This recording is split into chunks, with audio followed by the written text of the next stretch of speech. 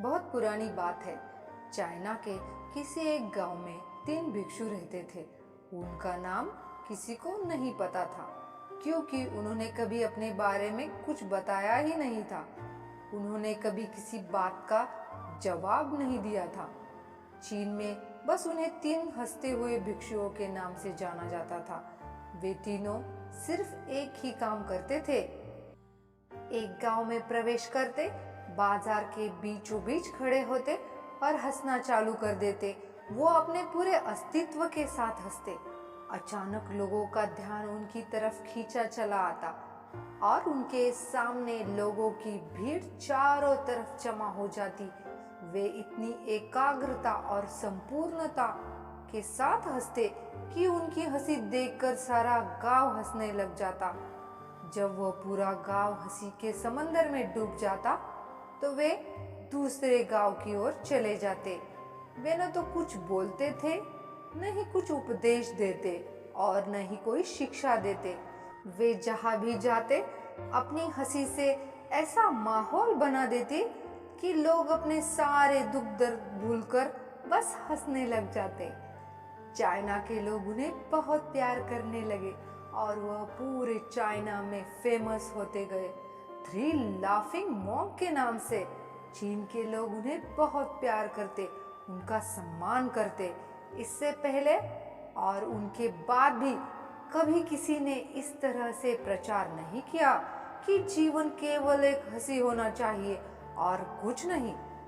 वे विशेष रूप से किसी पर नहीं हंसते थे, वे बस हंसते थे जैसे कि उन्होंने ब्रह्मांडी मजाक को समझ लिया हो, जैसे कि उन्होंने ईश्वर की मजाक को समझ लिया हो और उन्होंने एक शब्द का उपयोग किए बिना पूरे चीन में इतना आनंद फैलाया जितना आज से पहले किसी ने न फैलाया हो। लोग उनका नाम पूछते लेकिन वे बस हंसते। इस तरह से उनका नाम बन गया 3 लाफिंग मॉन्क, यानी 3 हंसते हुए भिक्षु। पूरे चीन में घूम घूम कर लोगों को हंसाते हुए समय के साथ वे तीनों बूढ़े हो गए। एक रात जब वे एक गांव में ठहरे हुए थे, उन तीनों में से एक भिक्षु की मौत हो गई। पूरा गांव स्तब्ध रह गया, क्योंकि उन्हें लगता था कि जब उनमें से एक की मृत्यु हो गई तो बाकी 2 भिक्षु बहुत रोएंगे। यह देखने लायक होगा, क्योंकि किसी ने भी उन भिक्षुओं को रोते हुए नहीं देखा था। जब सुबह हुई तो पूरा गांव इकट्ठा हुआ, लेकिन दोनों भिक्षु तीसरे की लाश के पास खड़े होकर जोर जोर से हंस रहे थे। ऐसी हंसी जैसे उन्होंने आज से पहले कभी न हंसी हो। गांव के कुछ बड़े बुजुर्गों ने उन्हें समझाने की कोशिश की, यह आपका साथी था और इसकी मृत्यु पर आपको हंसना नहीं चाहिए। तब उस दिन पहली बार उन भिक्षुओं ने लोगों से बात की और कहा, हम हंस रहे हैं क्योंकि यह आदमी जीत गया। हम हमेशा सोचते थे कि कौन पहले मरेगा, लेकिन इस आदमी ने पहले मरकर हमें हरा दिया।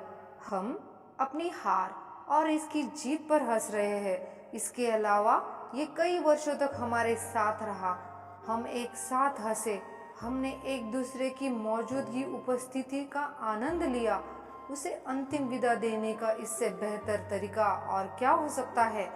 हम केवल हंस सकते हैं, लेकिन पूरा गांव उदास था। जब मृत भिक्षुक को अंतिम संस्कार के लिए चिता पर लेटाया गया तो सारे गांव वालों को एहसास हुआ कि शेष वे भिक्षु केवल मजाक नहीं कर रहे थे, वे तीसरा जो मृत था वह भी हंस रहा था।